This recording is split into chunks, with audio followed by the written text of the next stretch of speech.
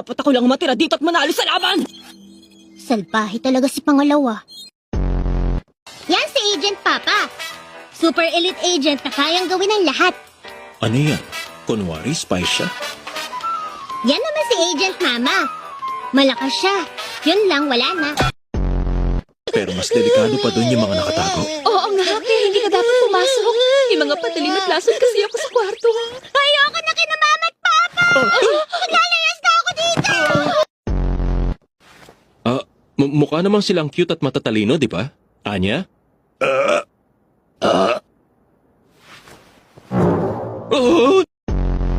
Maghahanap lang ako ng banyo. Teka, okay ka lang? Pwede ka naman namin hintayin.